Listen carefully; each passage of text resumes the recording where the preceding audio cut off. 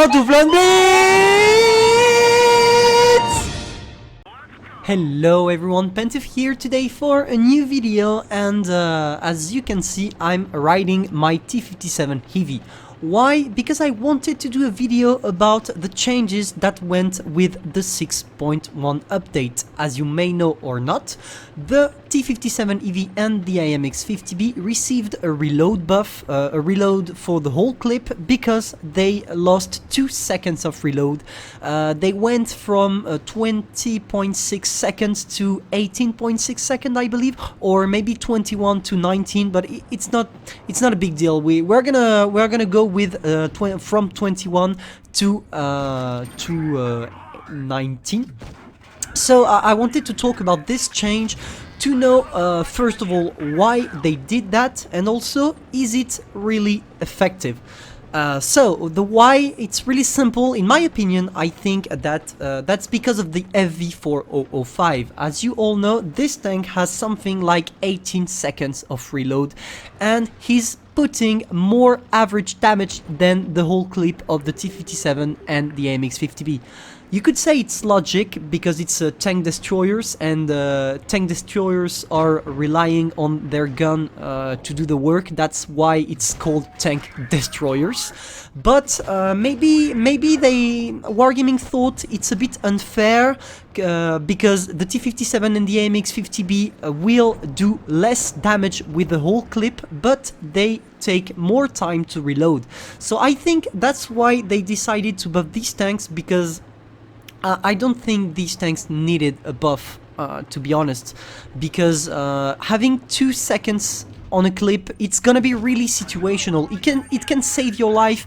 For example, if you are being pushed with a low health, if you are being pushed with a low health and you have to reload really faster, that's gonna be useful. But if that's not the case, if it's only you reloading normally, I want to say, like I'm doing, for example, with the i7 who just died, or like I'm doing here with the T57 EV, it's really not necessary. So, is it going to change the gameplay of the T57? No, clearly no, and that's the same for the 50B. Maybe it's gonna be... It's always good to have a buff on the tank. Let's just say it. It's really important, but I don't think that's gonna be a game-changing buff.